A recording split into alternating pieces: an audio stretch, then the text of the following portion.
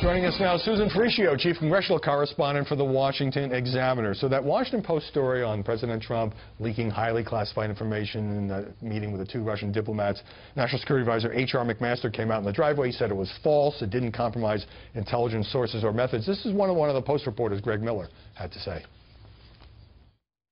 I think that the White House is playing word games here to that effect to try to blunt the impact of this story. Your thoughts? Well, if I were the reporter, I would have wrote that story. It's hard to turn down information like that about a president leaking potentially damaging classified information. But then you have the National Security Advisor saying this didn't really happen. He was in the meeting. And yeah, he was in. I was there. So no anonymous sourcing. The problem with all this type of reporting we're seeing now, where the people inside the White House are debunking the press is then coming out and then debunking back what happened in the White House.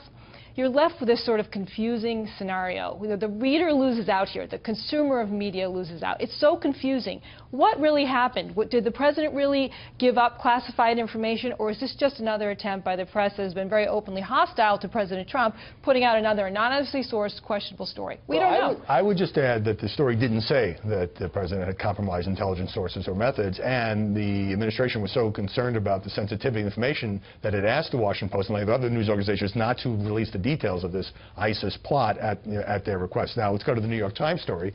Quoting James Comey notes about the president asking him to drop the Mike Flynn investigation. We've heard the president say that that was not true. The Times didn't actually have the notes. They were read to a reporter by a source. Is that a problem in your view? We haven't seen that memo yet. And, you know, the chairman of the Intelligence Committee, Richard Burr, said, well, where is this? Not even the Intelligence Committee knew about it, and they had just talked to Comey right before his firing. He never said, I'm in pressure to drop this NSA investigation into Michael Flynn. So we have so much conflicting information, people who actually spoke to Comey versus a memo read by somebody over the phone to a Washington Post reporter who was holding it in his hand. We haven't seen it. That was actually New York Times, but yeah. Right. But I don't have that great problem if you trust the source and having the document read. But you know the source, though. Right. But here's the thing. Are the media, you know, with Comey and his side doing all this leaking and putting out memos, are the media just sort of taking it on faith that he's telling the absolute truth and believing that the president is not telling the truth? I mean, we have a significant difference of accounts here.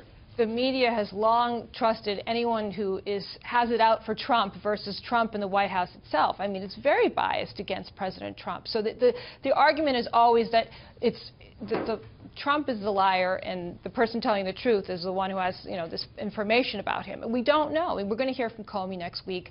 A lot of the questions on Capitol Hill, why didn't he say something sooner about this when everybody asked him about it? So I think that's absolutely true, that we're getting the biased point of view. Despite all the past media criticism from left and right of James Comey for his handling of the email Hillary investigation last year. Susan Faricio, thanks very much for coming in.